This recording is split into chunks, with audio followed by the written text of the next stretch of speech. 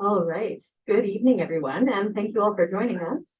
My name is Alyssa Karpenka, and I'm the event coordinator for McNally Robinson Booksellers in Saskatoon.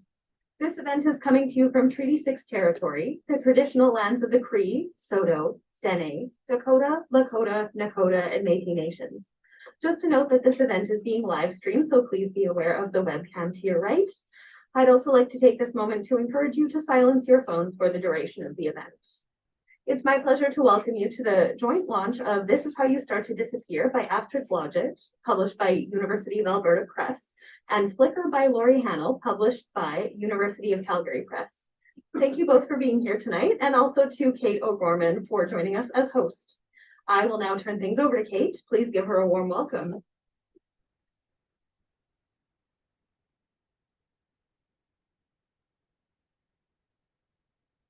Thank you and good evening. Thank you for coming out and spending your Friday with us here at McNally. Thank you to McNally for hosting all of us. It is my extreme pleasure to be here and to host both Astrid and Lori this evening. My name is Kate O'Gorman. I'm a writer here based in Saskatoon. I don't have a bio prepared, but my writing has appeared in magazines like Grain, the New Quarterly, and elsewhere. I'm also the prose editor for Grain magazine and the editorial assistant for Thistledown Press, pardon me. And so now for the stars of this evening. It's my pleasure to introduce first Astrid Blodgett. She is the author of the short story collection, This Is How You Start to Disappear, as well as You Haven't Changed a Bit. Her stories have appeared in many Canadian literary magazines and in translation. Oh goodness, I'm going to try my best here. In Inostrasenaya Literatura, maybe, excellent, a Russian journal that has published foreign writers. And one of her stories is part of the Danish Royal Ministry of Education's English exams, and now the educational textbook called Connect in the chapter on puzzle plots. That sounds very interesting. Her work has been short or long listed for the Writers Guild of Alberta Howard O'Hagan Award for Short Stories, a Relit Award, and the Danuta Gleed Literary Award, and the High Plains Book Award for short stories. She is also a co-author of Recipes for Roaming, adventure food for the Canadian Rockies. For many years, she co-hosted a literary salon in her home. Astrid also loves multi-day river trips and very long walks. And if you look at her website, you will see, in fact, today she was saying, how many kilometers did you walk today, you and your partner? 20.7 kilometers just today. So yeah, a lover of walks, and we're very pleased to have you here. Lori Hahnel's latest novel is Flicker. It's published by the University of Calgary Press's Brave and Brilliant series. Her last book, Vermin Stories, won an Alberta Literary Award and was a finalist for a High Plains Book Award, the CAA Fred Kerner Award, and the Saskatchewan Foundation for the Arts Glengarry Book Award. Boy, these are long titles. Her previous books are the novels Love Minus Zero and After You've Gone, and the short story collection Nothing Sacred. Her work has been broadcast on CBC Radio and has appeared in the Fiddlehead, Joyland, the Saturday Evening Post, and many other journals and anthologies. Lori was Calgary Public Library's author-in-residence in 2020, and she has taught creative writing at Alexandra Writers Center and Mount Royal University. She has also acted as a mentor through the Banff Center for Arts and Creativity, the Writers Guild of Alberta, and AWCS. So without further ado, please help me welcome. I think we're having Lori up first, or is it Astrid first? It was Astrid. Astrid is first, so please help me welcome to the screen. Thank you very much. Thank you very much, Kate, and thank you, Alyssa and McNally Books for having us here. Can you all hear me back there? Excellent. Okay. Saskatoon, you have a beautiful river valley. Herb and I walked from one bridge at one end to the other bridge at the other end. It's beautiful. So when you have a chance, go out and enjoy it. So I'm going to read from the beginning of a story with a very long title. The narrator is an 11-year-old girl, and she's having a hard time telling the story, so she starts over a few times. And the story is called The Night the Moon Was Bright, and We Ate Pigs and Brownies and Drank Fizzy Beer and Didn't Remember Much at All in the End. It's almost the whole story. We drove to the pig camp on Thursday. The next morning, we took our tent down and drove to another place to camp. It wasn't what I thought, Mom said the next day, when we were all in the car driving away. I mean, I had an idea, but not that. Dad laughed and said, "Oh, you knew. You don't go to a thing like that and not know." I sat beside Evan in the back seat. He stank of smoke and sweat and beer. We'd camped somewhere else the night before and got to the pig camp in the morning. It wasn't a normal campground. It was just a big clearing in the woods in the middle of nowhere. Dad drove right into the clearing and stopped. "Holy," Evan said, "look at all the tents. Is there room for ours?" "There'll be room," Dad said. "There's always room. That's how these parties are. We'll all be piled on top of each other, like pigs in a pen. Ah.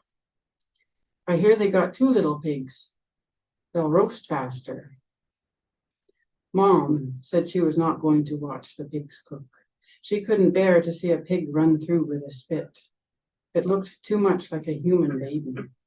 She would go for a long walk instead, with Marlene. "Do you see Marlene and Bill anywhere?" she asked. There was a girl by the fire pit in the middle of all the tents. She looked like she was the same age as me, 11. "Not yet," said Dad. "Bill's probably stocking up at the liquor store. There's Arnie by the fire." "You can count on Arnie to be making the fire," Mom said. "He likes to keep himself busy, doesn't he?" "Hey, there's some boys," Evan said, "up in that tree." "How long are we staying?" I asked, because we never stayed long enough. We just got to know the campground, and then we had to leave. "A few nights," Mom said. "Over the weekend, probably." "Good." Dad drove on the grass and stopped between 2 tents. We were going to put up our tent right there, beside the car. I can tell you what she looked like, because she stood right next to me and Arnie when Arnie opened a beer. Half the beer fizzed out the top. He made a face at the beer like something was wrong with it, and his eyes flicked from me to her and back to me again. Flick, flick. "Here, kid," he said. He handed me the half-empty bottle and went for another. I don't know why me and not her, but I took the beer anyway and looked over at my tent before I had any. It felt a bit funny that I had beer and she didn't, because we were pretty much the same. Her hair was just like mine, brown and tangled, summer hair. But she looked into the fire pit like we weren't there. Her eyes were closed a little, like her eyelids were heavy. Her glasses slid down her nose and her mouth hung open a bit. She was bony and her bones were hard. Her shirt was loose and her jeans looked too big because she was so skinny. Her jeans had a belt, a thin pink one with a butterfly for a buckle. I wanted that buckle. "Cute," Arnie said to me. "You're cute." It didn't really mean anything, the way he said it, but I waited for him to say, "You too," or something like that to the girl. And when he didn't, I expected her to pipe up. "I'm here too, you know. You blind or what?" Because that's what I would have said. I would have, if it was me. But she didn't say anything. She didn't even look at us. She was just shy. I looked at the beer and back at the girl. I've had beer before. Dad gives me sips of his sometimes. This was just the same, fizzy like pop and bitter. I didn't really like it, but I wanted to like it. Arnie had a beard, longish and brown and a bit like wool, and hair pulled back in a ponytail and a small scar above his left eye. Behind him, next to his case of beer, were 3 huge piles of firewood, organized by size: twigs, branches, small logs. I wanted to make a joke and ask if he was collecting wood for the 3 bears, but then he would have to make one of us Goldilocks, her or me, and I already knew what he would say. I can tell you her name, Randy. Arnie stuffed some crumpled newspaper into his tower of twigs, not the comics because I took them to read later, but something from the news. I never read the news anyways, he said. Nothing worth reading in the news. It's all bad, and it's all stuff I can't do anything about. He knelt down and lit a corner of the paper. It flinched and curled and blackened. Red and blue flames shot up. I love that about fire. He added to the tower slowly, starting with more small sticks. Look at her go, he said. Look at her burn. He was happy with his fire, really happy. I backed up. I was wearing shorts, cutoffs from old jeans. I could already feel my skin getting hot. I know what to do with a fire, he said. I can just mind my own business here, not get in anyone's way.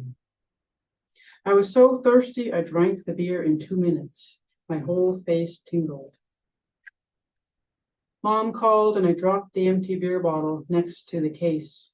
When I tried to run to our tent, I nearly fell over. I put my hand on the side of a green truck to stay upright. Where on earth have you been? You can unpack the mats and the sleeping bags. Where's Evan? I could use a hand. Your dad's off drinking with Bill already. It's not even 11. He'll be wasted before the pig is done. Sheesh. What a mess if he throws up in the tent. It already reeks. I opened the mats and left them to inflate, then yanked the sleeping bags from their sacks and tossed them into the tent. I see you met Randy, Mom said, Cherry's daughter. Nice you found a friend. She's not a friend, I said. I couldn't say why, if Mom asked. Probably it was because she didn't say anything. There's food in that box, Mom said, if you want some lunch. I'm going for a walk with Marlene. The next day, when we were taking down the tent, everybody looked funny. Even Mom and Dad. Mom wanted to camp somewhere else for the rest of the weekend. Nobody slept, she said. We can't stay here. There are some unpredictable elements in the group, she said. Most everybody is fine. It just takes one, though. Which one? I asked. Pick one, she said. Good grief, said Dad. It was just a pig roast. Arnie was good at fires. He kept adding wood. He wanted coals, he told us. Coals make a cooking fire. There were 2 sets of metal spikes already set up for the spits to rest on. Arnie stood with his legs a little apart. There was a rip in his jeans under one knee, going side to side, and another up near the crotch, going up and down. I sneaked looks at that one when he wasn't looking, just to see what he was like in there. When he moved one leg, I could almost see in. He had the hairiest arms I have ever seen. He watched the fire and drank beer. Where's your tent? Who are you with? Who are your mom and dad? Arnie asked. I pointed at her blue and white dome. You could just see a bit of one side. Wendy and Greg, I said, and my brother, Evan. I got a brother, Arnie said, back east. Bugger never calls. I could have used his help a while back, and he acted like I was dead. Good riddance to brothers everywhere, I say. He took a long swallow of beer. I sneaked another peek. Nothing, just some white cloth. Gonna be one hell of a party tonight, he said, and looked around at all the tents. I counted 15, and more cars were driving in. You could hardly walk without tripping on the guy ropes. Where's yours? Arnie asked Randy. She turned and pointed to an orange tent behind us. A pup tent for two. Then she turned back to the fire. Miranda, called someone from inside the tent. Randy didn't say anything. She didn't even turn to her tent. But I could tell it was her mom calling. When she said Randy's name, I had two thoughts. One, Miranda is sure a grown-up name for a kid. Two, she should go to her mom. Thank you.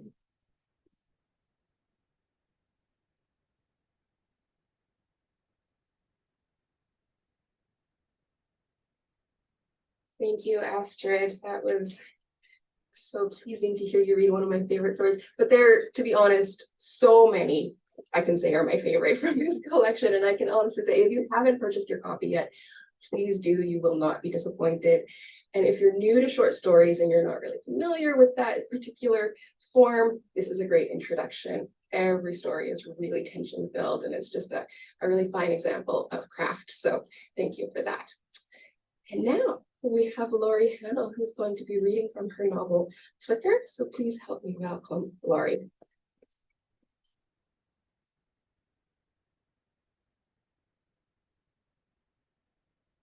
Thank you so much, Kate. And I wanted to thank all these things I have to do. I wanted to thank all of you for coming out tonight. Kate, thank you so much for stepping in to host us. We really appreciate it. Thanks to McNally Robinson Books for hosting our event tonight. So I'm going to read from the opening pages of Flicker, my new novel. It is a time travel novel, and it was published in September by University of Calgary Press. So it's about a young woman with latent psychic abilities. She comes across a device while working in a thrift store that enables her to travel back in time to 1900, where she falls in love. In this opening scene, we meet my character Cass on what turns out to be a fateful night in her young life. February 1971, Calgary, Alberta. My brother Jim and I skated circles around the yellow pool of floodlight on the rink, swathed in scarves and toques and parkas and ski pants on a deep of winter Saturday night in our backyard. Although my scarf froze to my nose and mouth, skating warmed us. Dad had got us an instant rink kit from Simpson Sears for Christmas, a big clear plastic heavy gauge bag he spread out on the snow and filled with water. Race you to the end, said Jim. I was 8 and he was 6. I was sure I beat him. The edges of the plastic bag rippled the surface of the rink and the corners. It made me think of waves on water, how I imagined the sea must look. We started side by side, our blades scraping and gliding over the ice. I looked to the far end and saw the surface of the sea in my mind. The sky flickered for a moment, like lightning. Then a gust of wind blew a skiff of snow off the garage roof, and as it cleared, I saw the indistinct figure of a tall man standing at the end of the yard. I stopped and looked hard at him, and though I didn't know who he was, something about him seemed familiar. I caught up to Jim. Do you know who that is? I asked. Who? The man standing at the end of the yard. I don't see anyone. He was still there. Why couldn't Jim see him? Jim, distracted, veered to my side.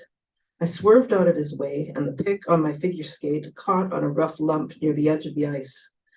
For a moment, I almost caught myself, righted myself, but then the fence dipped and swooped, and I heard the crunch of the ice. I hoped it was the ice, under the back of my head. My ears rang. Glittery snowflakes whirled down from the purple sky, and Jim threw his skates off and burned into the house to get Dad, who was watching Hockey Night in Canada. Dad knelt beside me, out of breath from running. My eyes stung with tears. He looked worried, and it scared me. Cass, are you all right? I hid my head. The back of my head throbbed, the pounding in my ears louder and louder. He slowly, carefully helped me to sit up, took off my toque, inspected the back of my head. No blood, he said. How's your neck? My neck's okay, but my head hurts. I started to cry, full-blown sobs, more from fright than pain, really. Dad picked me up and carried me inside. He hadn't picked me up in a long time, and I felt funny, like somehow it wasn't right. I was too old for this. All the same, it was a comfort to be in his arms. He carried me into the bathroom, and Mom got me a Kleenex, sat me on the edge of the aquamarine bathtub, parted my long brown hair that was just like hers to peer at the back of my head. I don't see any bleeding, she said, but you'll have a royal bump there in the morning. She helped me take off my dripping skates and outdoor clothing. The three of us couldn't fit in the small bathroom. Dad watched in the hall, absently rubbing the stubble on his face. Dick Irvin's play-by-play, a steady intonation in the background. Shouldn't we take her to the hospital, he asked, pushing his glasses farther up his nose. Maybe we'd better, to be on the safe side. So Mom left Jim with Carol next door, while Dad started his burgundy Olds 88 and scraped the ice off the windows. I knew he must be worried if he was going to miss hockey night in Canada. Saturday night hockey and beer had been my dad's ritual as long as I could remember. The emergency waiting room at the General was full, and lots of patients looked worse off than me, people with arms and slings, bloody bandages on their limbs or heads. A lady threw up in a paper bag she'd been given at the front desk. We waited about half an hour before we saw a doctor, a man with thick glasses. He felt my head, looked into my eyes and ears with the light, asked me some questions. Then they sent me for an x-ray, and when it came back, the doctor said I had a concussion. He told my mom what to watch for in the next few days: headaches, confusion, memory problems. They decided to keep me overnight just in case. Mom talked to me, and Dad filled out paperwork while a nurse got me set up in a room. The bed was uncomfortable, slippery under the plastic sheet. We have to get Jim and put him to bed, Cass. You'll sleep here tonight, and then we'll come tomorrow. Okay. I felt scared about being by myself, but I didn't want Mom and Dad to think I was a baby, and I didn't want them to worry about me. I could handle one night in the hospital, and then I would be fine in the morning. Everything would be fine. Mom pushed a stray lock of hair out of my eyes, smoothed it back gently with the palm of her hand. Good girl. We'll see you in the morning. I love you. After Mom and Dad kissed me goodnight and left, the nurse came and took my temperature. She gave me some medicine for the pain and turned off the lights, said I could push the button pinned to the coverlet on my bed if I needed her. When her hand rested for a moment near the base of my throat while she adjusted my pillows, I felt a chill run through my body. I wondered if the medicine was making me feel funny. The hospital noises kept me awake. Wheel carts rattling by, phones ringing, machines beeping. Plus the nurses kept coming in and waking me up and asking me questions. But finally, at the end of that long night, I did drift off.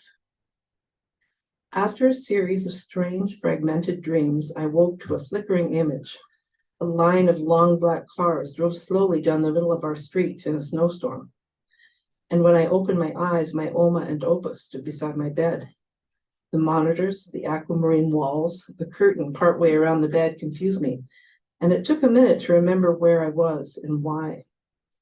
So I'm going to stop with that opening section, and I'll read part from a little bit later in the book. This is when Cass is now in her early 20s, and she has time traveled. This is the second time she's time traveled. So she's back in 1900 now. Are you all right, miss? The woman's voice sounded far away. I was flat on my back on a wooden bench in front of a brick building, and she stood in front of me, gray-haired and solidly built. Her hair was piled on top of her head, and she wore a long skirt and long-sleeved blouse. She took my hand. Do you want to try sitting up? My head pounded like it might explode. Was I having a migraine? Maybe, but this was like no migraine I'd had before. Where was I? Had I been on some kind of hellish bender the night before? If I had, I didn't remember it at all. I fought to remain calm, to push down the confusion rising inside me. Before I could answer, she'd helped me sit up. My feet touched a wooden sidewalk. What happened? I asked. We were hoping you might be able to tell us. Eric here found you a few minutes ago under that tree. She nodded at a tall tree on a slope about 100 yards away. He carried you over here and I was about to get a doctor, but maybe I don't need to. Beside her stood a tall, lean man. He wore dark trousers held up with suspenders and a white dress shirt, sleeves rolled up. His russet beard needed a trim. He looked familiar, but I couldn't place him. You're all right, he asked. I think so. I'm not sure what happened. Are you one of the carnival workers? Carnival workers? How could he have known that about me? Why did he look familiar? What the hell was going on? I thought, judging by your costume, that you were with the other carnival workers here for filming some flickers today. They're waiting outside the Black Maria. Costume? Flickers? What was he talking about? I realized that something very strange had occurred. I'd best not draw too much attention to myself until I knew what had happened and why I was here. Before I could answer him, the woman cut in. Eric, don't pester the poor girl with questions. Dear, I'm Fanny. I'll take you to get some water and we'll get this straightened out. Thank you. My name is Cass, by the way. Eric said, I should go help with the camera. You're sure you're all right, Cass? I think so. Thank you. He turned and walked toward a wooden shack covered in black tar paper. Outside were what looked like carnival workers, clowns, a strongman, a lady acrobat, or dancer in tights. How could he have known that I worked in the business? Had he seen me somewhere before? And what was this about filming in a costume? I was wearing my normal clothes, the ones I'd worn to work. Everyone else here was in costume as far as I could see, turn of the century stuff. Work. I rubbed my temples. I could remember being in the workroom at the store, sorting through donations. Now I was outside, somewhere I didn't recall seeing before. I wondered if I was in a Hutterite colony, but this wasn't a farm. It looked like some kind of historical park, like Heritage Park in Calgary, a recreation of an early prairie town, all the employees dressed in period clothes. A pretty authentic recreation. Horse-drawn wagons, a rutted gravel road, wooden and brick buildings.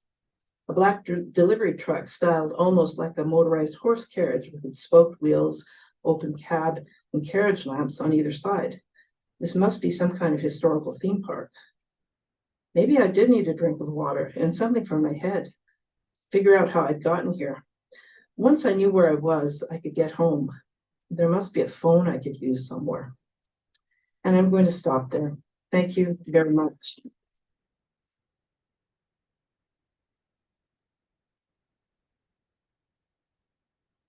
I'll invite you both up to join me. Ready? That's good. Astrid, did you want some water?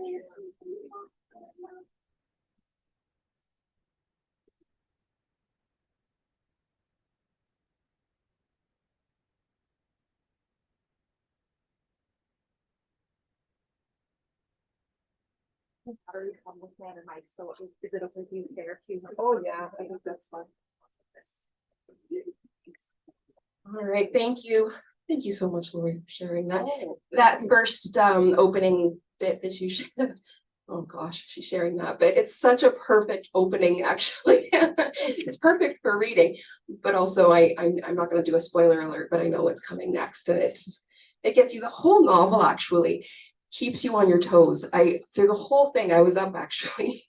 I was reading it last night. I was up this morning. I woke up at 3 and I read for about 20 minutes and I fell asleep. And then I woke up again and thought, oh, what's going on now? Right to the very end, it had me going. What's going to happen? That's funny, Kate, because I woke up at 3 and I was up for the witching hour. While. So, you know. All right. So I can already tell we're not going to have enough time for all of my questions. And I want to make sure that I have enough time for your questions. So if I am running over time, can you give me a 10 or a 5 or a something? Perfect. Thank you. All right. So I thought I would start just with a question about, so Astrid, you're from Edmonton, Laura, you're from Calgary, and both cities feature within each of your books. And my first question is, I love that first because when you always Toronto is always in books, right? I mean, it's always kind of fun when you're reading a book in your hometown or the Western cities are featured, right? Because this is us, and we have fascinating stories too, right? I mean, Toronto's great, but so are we. So I love to see it when it's in our own literature. Was it an intentional choice? Was it a kind of write what you know scenario, maybe for both of you? You wanna go? Sure.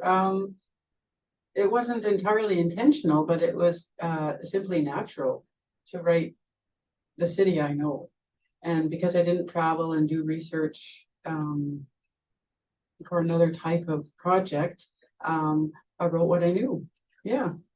And why not? Edmonton is just fine. Well, for sure. I mean, as I was saying, I mean, it's kind of cold, but Sometimes. well, and I lived in Edmonton for a bit. So as I was sharing earlier, I mean, it was just fun to know all the places and to say, oh, I've been to that bridge, and you know, I know Ada Boulevard and I know that library. Crazy good story, by the way, that one. and similarly, I've done a couple of media interviews about this book and have been asked, why did you set it in Calgary? And I feel like, well, would you ask me that question if I had set it in Toronto? You know, probably not. I wish that more Western Canadian writers would set or work where we live. I don't think there's any reason not to. A friend of mine was saying early on, I couldn't decide if I should set this in, okay, Regina. That was my first thought because that's where I'm from. And then I thought Calgary. And then I thought, you know, maybe I should make it in some vague, unidentifiable city to give it more of a universal appeal. And my friend was saying, you know, I think if the writing is good, it doesn't matter where it's set, right? So to me, finally, I just thought I'm familiar with Calgary. I've lived there for a heck of a long time, so why not set it there? That was my thought. Yeah, no, I think it's fantastic. I remember hearing an interview with Essia Dugan once, and I don't remember what was her first. Does anybody remember her first It novels? was the Something Life of Samuel Yes, Hearn. something like The that. second time, I can't remember, what's the title? The Second Life of Samuel Tyne? Tyne, I Tyne. think that's right, yeah. And it is set in a prairie province, in a Yes. prairie city. Yeah. And I remember her saying that after she wrote her blues, Half-Blood Blues, Yeah, thank you. That's a great book. Yeah. I remember she said something, her editor, her publisher said, you know, can you not write something set in Canada or something? And I thought, no, come on. That's terrible advice, but she did okay too. So, And she went on to write Washington Black Yeah, after that. she's so, done well. Yeah, she has done well. But I also notice that both of your pieces, both of your books feature young people. So Cass in Flicker is very young, of course, in the piece that you read out to us when it first opens, and something big happens in her life that will affect her life and her brother's life for the rest of the novel, for the rest of her life. But she's still a young woman when she finds her ability, when she goes out on the road. She leaves her grandma and grandpa. I mean, she's only 18, I want to say, when she first leaves home. I mean, I have a 19-year-old. I mean, I that's young. They're still a child in my book anyway. He might not like that in my book. He's not here, so that's There you okay. go. And children are all over in these stories, Astrid. I mean, either narrated, their point of view is from a child, or they're about children or families most often. So what is it, maybe Astrid, starting with you, what's the appeal of writing stories from the point of view of a young person? I mean, did it come naturally? Did you have to do some research? No, writers are very good observers. We watch everything and we take everything in, and children are fascinating and unpredictable, kind of like puppies.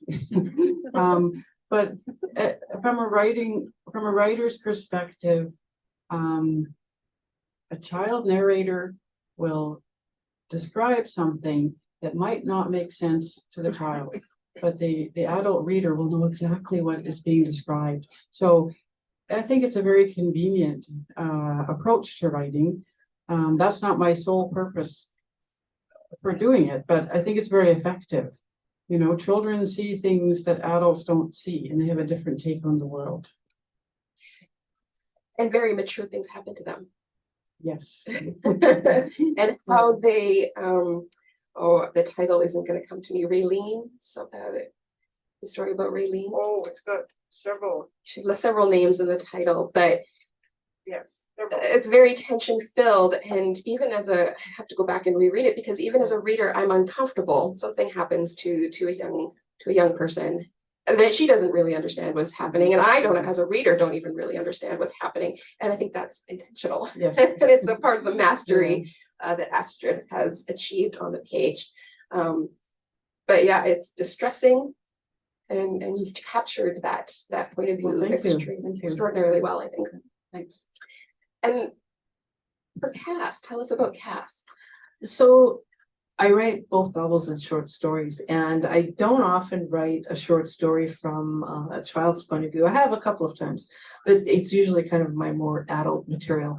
But I suppose it's true. I mean, all the novels I've written have been a character starting at a young age and moving through to, you know, an older age, often middle age. And I don't know why I do that. It's just kind of a natural way of telling a character story to me. And I mean, she does mature. Oh yeah, she throughout the does. book. And in fact, towards the end of the book, she's sort of middle-aged, right? So, you know, we cover a quite long period of time. Right. And speaking of time, Yes, yes. But actually, that's true. We go back and forth in time as well. multiple times, Multiple times, yeah. And so what was the attraction for you? And now I apologize. Now we've just met. We just met this evening. And so now I'm going to have to go back and read all of their books. Okay. Astrid has another short story collection, and Lori has 5 books, you were telling me? This is my 5th one, yeah. Both novels and short story Yeah, collections. so 2 story collections and 3 novels, yeah. So I don't know yet if you've written about time travel before, but I have not. This is my first time. But interestingly enough, this novel is kind of like the oldest novel in my mind in a way. So it's something that I thought about for a very long time. When I was a teenager, I read some time travel novels. So I read Connecticut Yankee and King Arthur's Court by Mark Twain. I read The Time Machine by H.G. Wells, and I read Slaughterhouse-Five by Kurt Vonnegut. And all of those novels made me think, you know, someday when I'm a writer, because I always thought I would do this, I want to write a time travel novel. And then I had the experience when I was in university of working part-time in a thrift store. And so that gave me the idea of a device that could somehow, you know, enable time travel. But, you know, I wasn't actually writing at the time. I was working and going to university. And then a little bit later, when I was working at Calgary Public Library and paying off my student loans, I read a great time travel novel called The Time Traveler's Wife by Audrey Niffenegger. And if you haven't read it, yeah, it's amazing. It's a wonderful novel. So reading that, I thought, you know what, I think I can do this. But it took me, you know, another 10 years or so to get started on this novel. And so it's been a long time kind of floating around in my mind, right? Yeah. Why 1900? It's a fascinating period of time to me because there were so many technological advancements happening at that time. I mean, you know, we were moving into an era then when there was suddenly film. There was suddenly, in a few years after this, there was radio. There was all kinds of media that were evolving at that time. There was also many advancements in science, medicine, you know, what have you. And in a way, it's kind of similar to the times that we're in now. We're also in a time of very rapid advancement when we're talking about technology, when we're talking about science. And yet, in both those eras, there's kind of a backlash. You know, the scientific advances sort of cause people to, in a way, regress into, you know, pseudoscience, you know, these kind of mystical beliefs. I think that's, well, we certainly see this happening in the pandemic, right? The anti-vax crew and all of that kind of thing. So it's 1900, I think, in many ways is a parallel to the times we live in now. Yeah, and it's perfect. The thrift shop itself is sort of a time capsule, right? Yeah, absolutely. Yeah. It struck me though, I mean, I Googled a lot when I was reading through the novel because like, is that real? Or did she make that up? And, you know, Lillian Russell, I think it was. I mean, She was real. She was real. So is Eric real? No. Okay, because there is a Gunnar Thorvaldsen. Yeah, I think there's probably a number of them. I'm Googling, I was like, oh, but his middle name wasn't Eric, so I Yeah, thought yeah. it's- No, my hopes were dashed. He's totally fictional, sorry. And then the present is set in the 80s, and I found that particularly interesting. So what was the decision? Why that choice? Why not now? It's because I was that age in the 80s, and so it was very easy for me to write about being young in the 80s. Oh, it was refreshing because there wasn't a cell phone in the narrative. We had them then, but they were gigantic. They came in these big steel cases. Really, they did. I remember hearing again another interview with Annabelle Lyon after Right. she wrote Consent, and she's got a lot of cell phone work and texting work in the narrative in that book. And apparently, she in the interview anyway, she was lamenting just how much work it was with her editor and all of the pitfalls and the challenges. And anyway, I wondered if maybe setting in the 80s also wasn't just a strategic strike to avoid that. It wasn't, but now that you put it that way, it was probably a good choice. Well, and there's little cell phone use in the stories that you write about, and you don't necessarily ground specifically the reader in a particular time in your stories, I find, and yet when I'm reading them, I get the sense that they aren't current, that they are set back. Am I right when I read that into them? Yeah, I think you're right about that too. Like Lori, I probably set some in a time I was familiar with. That's a good point about the cell phones though, but I don't think people are calling each other anyway, even on landlines. Now that I think about it. That's true. I have one in my Yeah. office, and I've Yeah. worked there now for almost 2 years, and I've never picked it up. Yeah. It's But yeah, I don't think my characters are phoning each other. I hadn't even thought about that. well, it's interesting. Yeah. It's refreshing, but it also it creates your setting too in a Right. certain way as well. Yeah. I'm wondering, your story, what is it about the short story, I guess, that speaks to you with your two collections now? Why do you gravitate to the short story? I love the form. I love that you can say an awful lot with very little. And you can be very experimental. It can be almost a poem. It can be very short.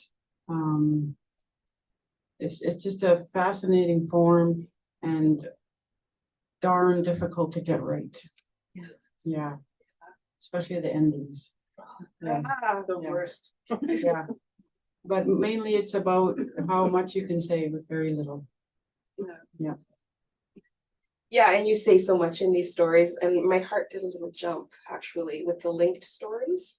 So yeah, Sam and Jen. I love those, yes. Yeah. Fantastic. They're my favorite. And when I see them when good. you do it, so Okay. yeah, it's like finding a little nugget That's for right. those of That's us who right. are kind of Yeah. reading nerds. Yeah.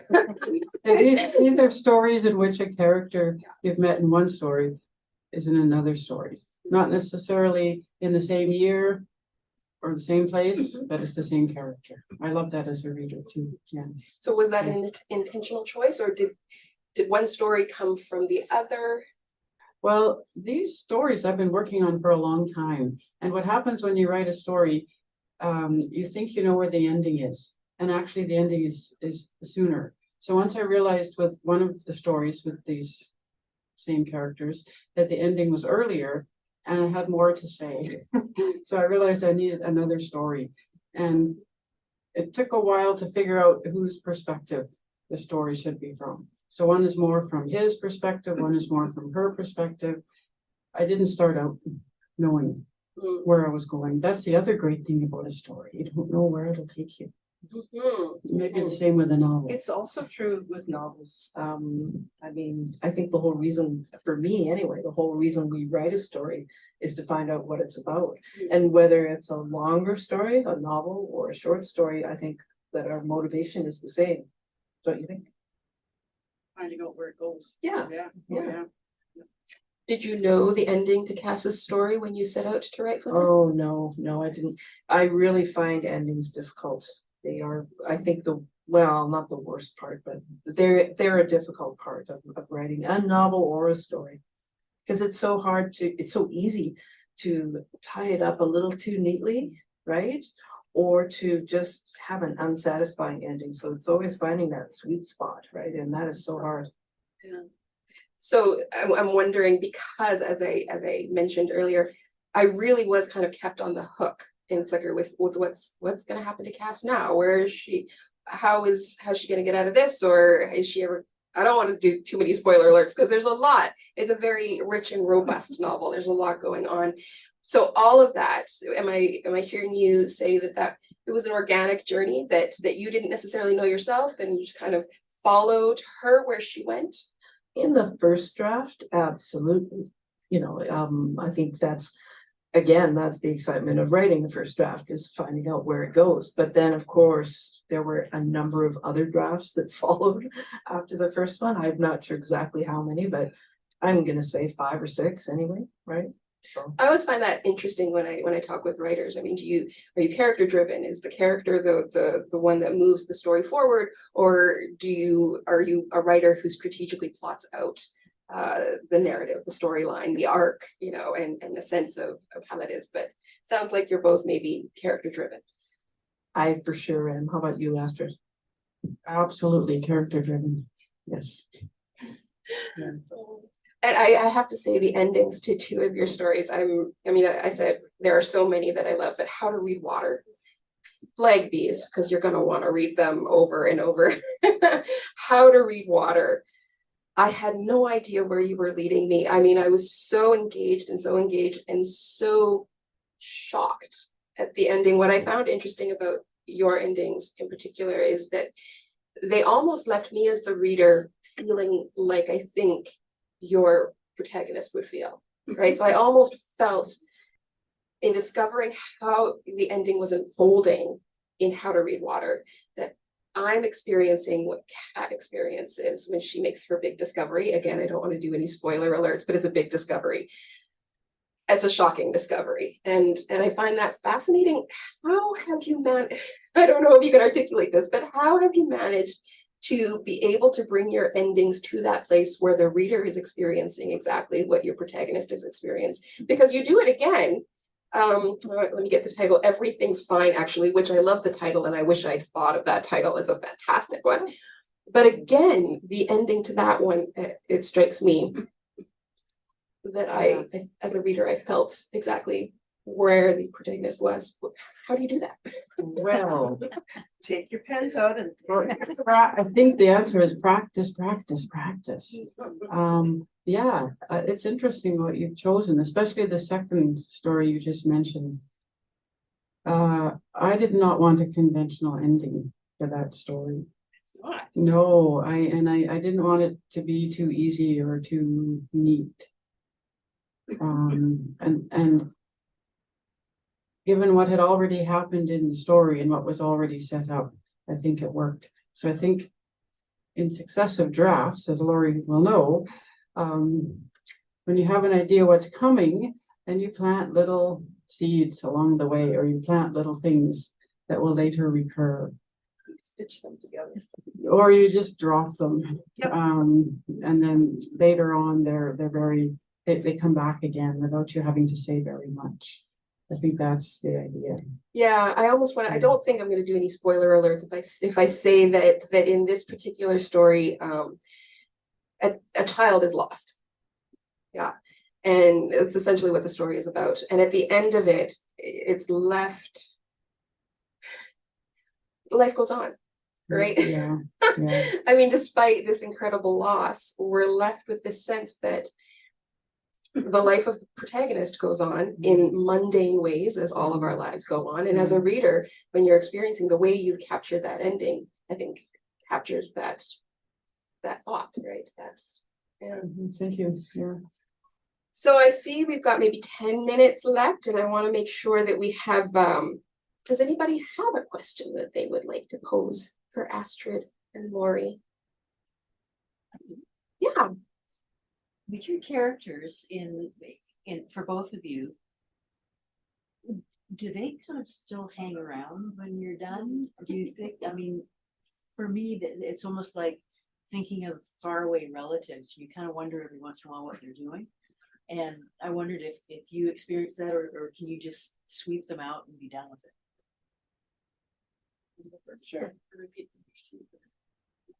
Yeah, so I'll repeat for the people at the back. Karen is wondering if the characters, excuse me, the characters that we write about, hang around after we've finished the books, or, are we able to just sweep them out after we're done? I think, for me, I do tend to just sweep them out because, I mean, as much as you've come to know these characters over a long period of time, and maybe you love some of them, maybe you don't love some of them, but there's always new ones to create, and the excitement of that, I think, overtakes any kind of nostalgia that I have for revisiting that character. Sounds kind of nasty and cold, but that's just the way I roll. So, I wrote these stories, in the last decade, and they were perhaps finished 3 or 4 years ago. It takes several years to find a publisher. So I forgot who my characters were. So when I'm reading the stories again, I'm saying, oh yeah, I remember you. Oh, I like you. Oh, I forgot about you. It's fantastic. But they only exist inside the story, and that's it. Really? I know some people, like our own Debbie Willis in Calgary, Yes. just wrote a novel based on a short story. And this is a common thing. Girlfriend Please. from Mars. Yes, Yeah, Girlfriend yeah. from Mars, but I forgot about them, and I miss them, but I don't think I'll do anything else with them when I'm not wondering about what's happened to them either. Like Lori, they're gone. You're not going to write a novel about any of them? I'm not writing a novel, no. And yet, as they're linked, some of them, they could come back They could. in different forms. Maybe. Maybe.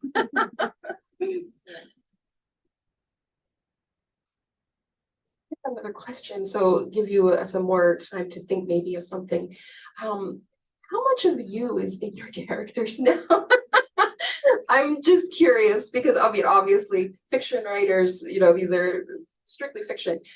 But I'm wondering, now I had the privilege of having dinner with these lovely ladies, and just from the little bit of conversation that we've had, I've gleaned Astrid, as we know, is a walker, or canoeing, I guess, features quite frequently in the book. Outdoorsiness, I would say, and I'm getting a sense that perhaps that is a part of your life as well. And I'm wondering how much then of your life, how much of your life is in Cass or in any of the other characters? Because I also wonder the thrifting. I'm completely, making a judgment, an assumption.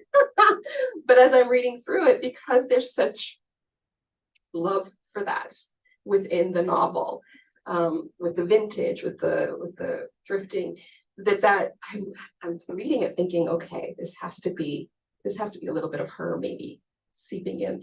Does that happen? Absolutely. Yeah.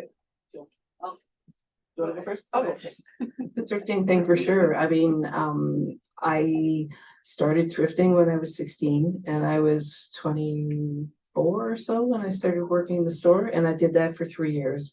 And I still shop in thrift stores. I've sold vintage clothes on eBay. Yeah, it's a big part of my life. But I don't know, it's funny. With my first novel, there was a fair bit of myself in it. So it was called Love Minus Zero, and it was loosely based on my experience in Calgary's first all-female punk band. And yeah, right. And with each successive book, I feel like there's a little less of me personally in the character. So I have to say, other than the thrifting stuff, Cass isn't very much like me. And by the way, I am completely I am not a new age person. I'm not into, crystals or any of that kind of thing. So that's all made up. I have a novel that's out being read right now about Clara Schumann, the 19th century, yeah, 19th century German pianist and composer. And so, I mean, it carries on a theme of mine that I've been interested in female musicians, but, it's nothing to do with my own real life. So I guess the short answer is, yeah, sometimes parts of me are in my characters, but not always. I guess the funny answer is my pinky or something like that. Or it's sort of me, but with a twist or with a complete spin, because the stories come from my imagination. So they have to come from what I can conceive of and make sense of and write about. So it's true that I canoe. I've never canoed what some of these people have tried canoeing. It's true that I do outdoor things, and so it makes sense that my characters would do something I know fairly intimately, but their take on it and their life path will not be the one I've taken. Yeah. That's fair. Thank you for sharing that. Any questions? A burning desire to ask, Dee? No? No burden. Well, I know we're coming close to 8 o'clock, and that's gonna, we got 5 minutes. What, I mean, this is like a child, I imagine, coming into the world, and when you get to tour around and do your readings and share it with the world. And we'll be having a book signing here shortly after our session is over. So please come and grab a book, get it signed, and support these amazing authors. But I'm wondering what's next. Do you have, you mentioned you've got something obviously in the works already. What? So what can we expect? So yeah, it's a historical novel based on the life of Clara Schumann, and I'm hoping to find a massive publisher for it that will, tour me around the world on their dime. Failing that, I could well be doing this again. So, Come on, big five. but we'll see what happens with it, and that's my plan for the future. Astrid. Good. I would love to try to write something a little different. Not a novel. Just I feel like my stories are a little bit traditional, and I am working on something slightly more experimental. But it's Speculative or no, more poetic, excellent. but still prose. Yes, yeah. Well, we'll be watching, and thank you for the Thank work you. that you have put out into the world, for these amazing books, for the characters that you have birthed into life and sweated over and probably cried over maybe and laughed with. And yeah, I mean, it really is a work of art, what you've accomplished. So thank you for sharing it. Thank you for doing it. Thank you, Kate. Thank you very much. And thank you for being here. So these are what we thank you.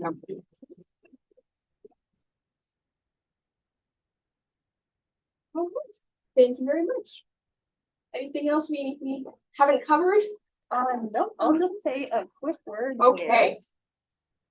For this. Sure. All right, I'll just say a quick word before I let you go. I'd like to thank Astrid, Lori, and Kate again for being with us tonight. We have copies of This Is How You Start to Disappear and Flicker on the desk to your right there. And if you'd like your copy signed, or if you'd like to say hello, the authors will be happy to meet you at the signing table just up here. Thank you all so much for coming out tonight, and enjoy the rest of your evening.